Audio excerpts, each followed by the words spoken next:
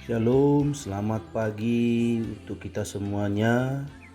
Untuk memulai aktivitas kita satu hari ini, ada baiknya terlebih dahulu kita mendengarkan firman Tuhan. Sebelumnya, mari kita berdoa. Terima kasih Tuhan atas hari yang baru, suasana yang baru, dan juga kami percaya Engkau memberikan tenaga yang baru untuk kami, supaya mampu melakukan segala pekerjaan kami untuk satu hari ini. Sebelum kami memulai aktivitas kami Tuhan, kami ingin disapa oleh firman-Mu. Hadirlah Engkau di dalam hati dan pikiran kami siap mendengarkan firman-Mu. Amin. Bapak, Ibu, saudara-saudara yang terkasih dalam Kristus Yesus, firman Tuhan yang menjadi renungan buat kita dalam satu hari ini, yang tertulis di dalam 1 Yohanes 4 ayat 10. Demikian firman Tuhan. Inilah kasih itu, bukan kita yang telah mengasihi Allah, tapi Allah yang mengasihi kita dan yang telah mengutus anaknya sebagai perdamaian bagi dosa-dosa kita. Demikian firman Tuhan. Bapak Ibu yang terkasih, kalau dikatakan soal kasih, kita tahu bahwa kasih itu berasal dari Allah. Dan setiap orang yang mengasihi lahir dari Allah dan mengenal Allah. Barang siapa tidak mengasihi, ia tidak mengenal Allah, sebab Allah adalah kasih. Ada tertulis, tak ada kasih yang lebih besar daripada kasih seorang yang memberikan nyawanya untuk sahabat-sahabatnya. Bapak Ibu yang terkasih dalam Kristus Yesus, kasih yang seperti ini akan sangat sulit kita lihat dalam diri manusia, apalagi dalam saat ini. Karena manusia cenderung egois, cenderung ingin menang sendiri, dan sering sekali tak peduli dengan keadaan orang lain yang di sekitarnya atau di lingkungannya. Untuk itu, selaku orang percaya yang mengimani kebenaran firman Tuhan, kita hendaknya tahu bahwa kasih terbesar yang kita terima adalah kasih Allah. Hingga dalam kasihnya, Ia rela memberikan anaknya demi menebus dosa-dosa kita. Itu yang kita imani setiap Natal. Ada firman yang tertulis dalam Yohanes 3 ayat 16. Karena begitu besar kasih Allah akan dunia ini, sehingga Ia mengaruniakan anaknya yang tunggal, supaya setiap orang yang percaya kepadanya tidak binasa, melainkan beroleh hidup yang kekal. Bapak Ibu yang terkasih dalam Kristus Yesus, kita tahu bahwa hubungan antara manusia dan Allah tidak akan bisa terjalin dengan baik jika Allah yang melihat sifat-sifat manusia yang cenderung egois dan berdosa itu tidak mengambil inisiatif untuk memulihkan hubungan Allah dan manusia. Dan itu dibuktikan Allah dengan hadirnya Yesus Kristus yang menjadi jalan pengasihannya untuk manusia. Allah yang kita kenal dalam diri Yesus Kristus tidak datang hanya untuk sekedar menunggu atau menuntut. Karena kalau Tuhan hanya menunggu, coba kita bayangkan sampai kapan Tuhan itu menunggu manusia untuk berubah, untuk bertobat dari segala kesalahan dan dosanya. Itu mustahil dilakukan manusia. Dan kalau Tuhan itu hanya datang untuk menuntut sesuatu kebenaran pada manusia, pastinya Tuhan akan kecewa.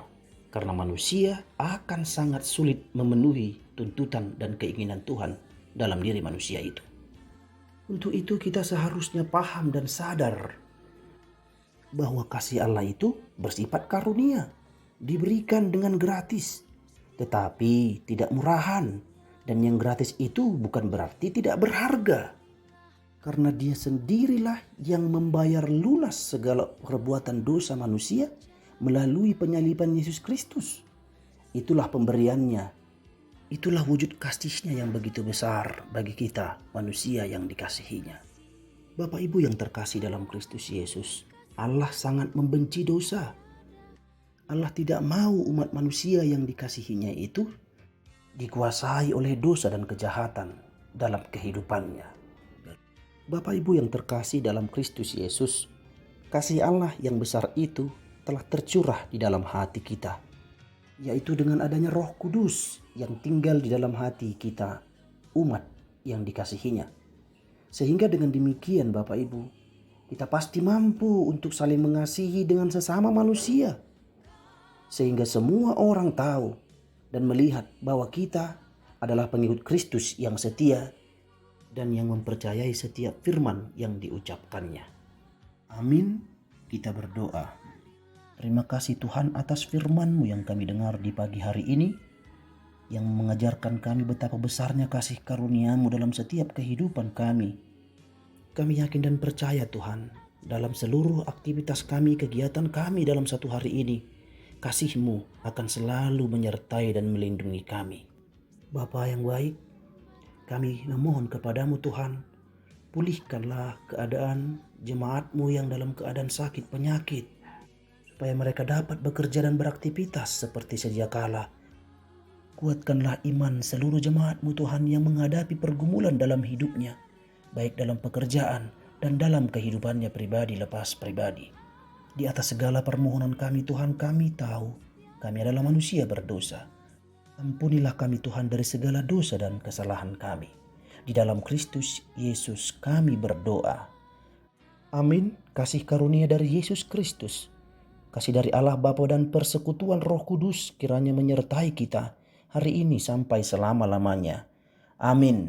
Shalom, selamat beraktivitas. Tuhan memberkati kita semua. Horas.